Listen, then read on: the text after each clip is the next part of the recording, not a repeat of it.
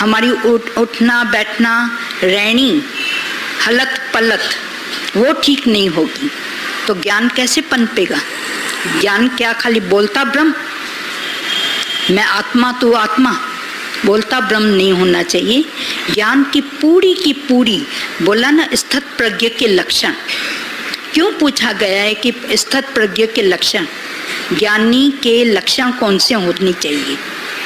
पूछा गया है स्थित प्रज्ञ, प्रज्ञा में जो स्थित है, आत्मा में जो स्थित है, उसके लक्षण कौन से होने चाहिए?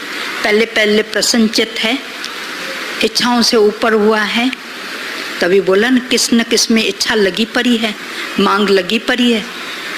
मांगते हो अपने घर में, दूसरे के घर में जाओगे, बोलेगे कटोरा तो दो, पतीला तो दो, मैं अपने घर में जाकर वो कुछ न कुछ बनाऊं बाजी। बोला शर्म नहीं आता है? अपने घर में नहीं है पतीला, नहीं है तो ठीक है, जाकर बाजार से लेकर आओ। पर ये मांग क्यों? एक एक चीज के लिए मांगने जाओगे पड़ोसी के घर में? तो बोला ये मांग जो अंदर में है, कोई न कोई खुटेलापना, बेशक्कर नहीं है, चाय की पत्ती नहीं है, ये नहीं है, कुछ न कुछ मांगने के लिए।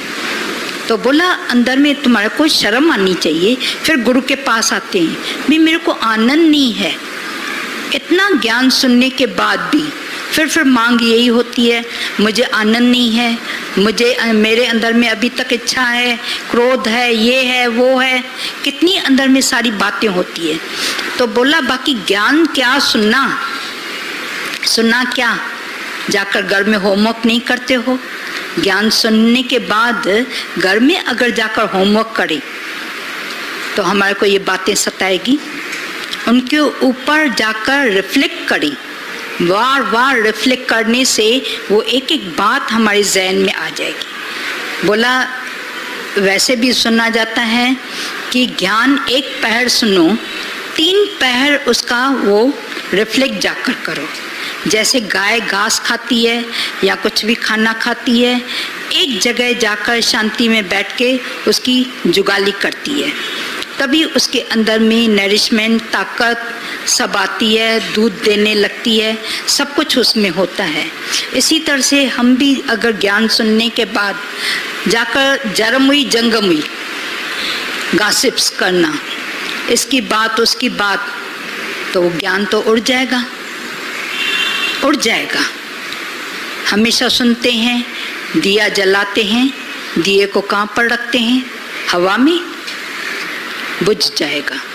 इसी तरह से ज्ञान का दिया अगर जलाया है तो उसको रखते कहाँ पर है? माया में, बुझ जाएगा। माया में नहीं, पर उसके लिए एक सराउंडिंग रखनी पड़ती है। शलन न दे कोई दवा, ही में जो दर्द खसन वारो हो जाए। भाई शलन न कोई दे दवा, भाई दुनिया की माया दिखा के हमारे अंदर में जो दर्द उत्पन्न हुआ है परमात्मा को प्राप्त करने का, वो शल मेरे अंदर से वो निकल न जाए। तो उसके लिए इतनी मेहनत करनी पड़ती है। अपने साथ दिन रात बैठ के अपने साथ अगर मेहनत करते हैं, तभी बोला दुनिया की जो भी परीक्षा होती है वो तो क्रैम करके भी जाकर दे के आते हैं, एग्ज़ाम दे के आते हैं, पास हो जाते हैं। पर ये जो जीवन की परीक्षा है वो क्रैम नहीं की जाती है, ये अचानक आती है। परीक्षा जो आती है अचानक आ जाती है। तभी बोला कि अगर कोई सावधान है, कोई सुजाग है, तो उसको परीक्षा नहीं होकर प्रोग्रेस और भी एक स्टेप ऊपर उठ जाते हैं, चढ़ जाते हैं, आत्मा में टिक जाते हैं। भाई आई है हालत, सावधान। बोला सावधान है, अगर सावधान है तो गिरेंगे नहीं।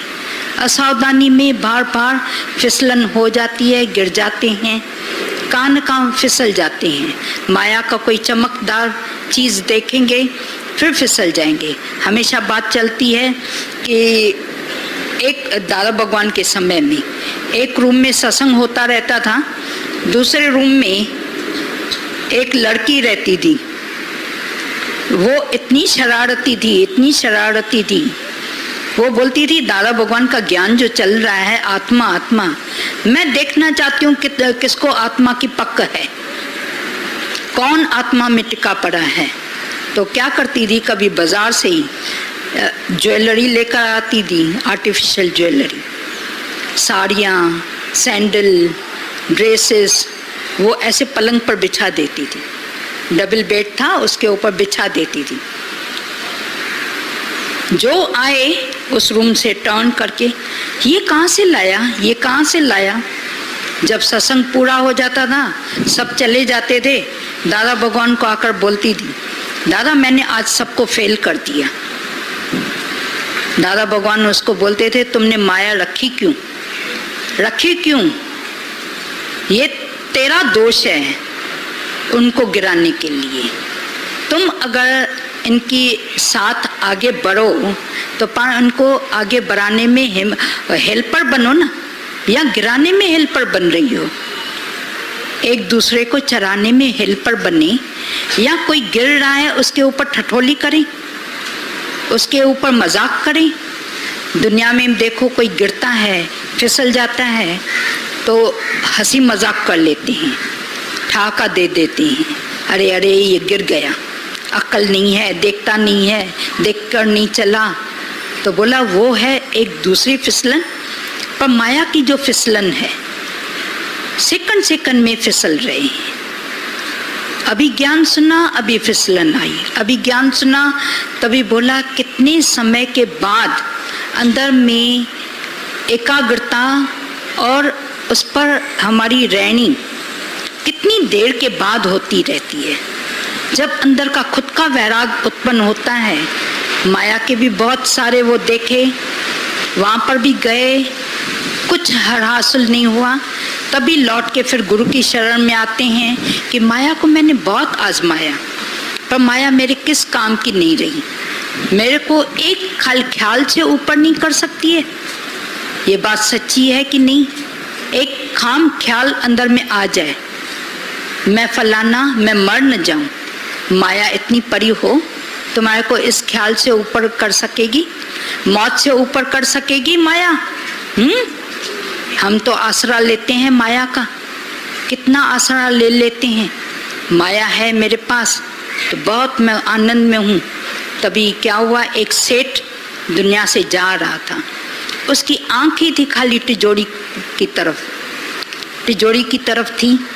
बच्चों ने देखा कि ये बार बार तिजोरी की तरफ देख रहा है, अब क्या करें, जो पैसे इसके सामने रखेंगे हाथ लगाएगा, माने इसके साथ जलाना पड़ेगा या ब्राह्मण को देना पड़ेगा। अब करें तो क्या करें? जाकर तिजोरी को खोला, देखा तो 100-100 के नोट थे या 1000 के थे, 500 के थे। बोला अभी क्या करें? क्या किया, बाजार से जाकर चिल्लर चिल्लर लेकर आए, रुपए के नोट, 2 रुपए के, 5 रुपए के, ऐसे नोट लेकर बहुत सारे वो गड्डियाँ लेकर सामने लेकर आए, उसके चारों तरफ उसके आगे पीछे बिछा दिया। जैसे उसके सामने रखा, बोला हाँ, इतनी ठंडक आ गई, मेरे पैसे मेरे पास आ गए, मैंने देखा, उसको हाथ लगाया, मुझे बहुत ठंडक आ गई और उसके प्राण शांत हो गए। तो अभी वो जो थे नोट देने में इजी रहा न, पर इतने सारे जो 1-1 100 के थे, 10,000 के थे, वो अगर दे उनके सामने रखते थे तो क्या होता था, सबके सब चले जाते थे, इनके तो पल्ले कुछ नहीं पड़ता था। बोला एक घर से वो गया, फिर दूसरी माया भी चली गई, माया भी गई। तो बोला कि अगर माया में शांति होती तो वो माया हमारे को मौत से ऊपर कर सकती थी, ख्यालों से ऊपर कर सकती थी। एक खाम ख्याल आकर अंदर किसकी गर्व कर दे तो देखो उसके लिए किसके पास आना पड़ता है, डॉक्टर भी उसकी दवाई नहीं कर सकेगा, कर सकता है? फिर भी बोला कि गुरु की शरण में आना पड़ता है, जो गुरु तुम्हारे को देह से ही ऊपर कर देता है, ख्यालों से खाली कर देता है।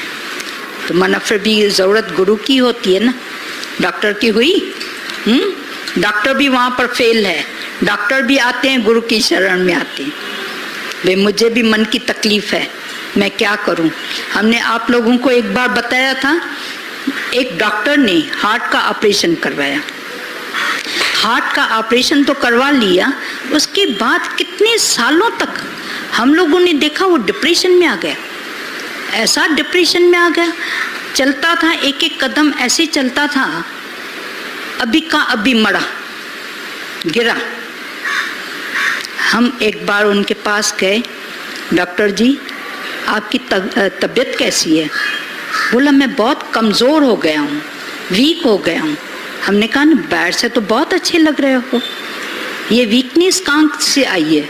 बोला नहीं, ख्याल में मैं बहुत मर गया हूँ, अंदर डिप्रेस हो गया हूँ। मैंने कहा डॉक्टर आप और डिप्रेशन में? डॉक्टर के सामने डिप्रेशन बात जैसे लागू ही नहीं हो रही है।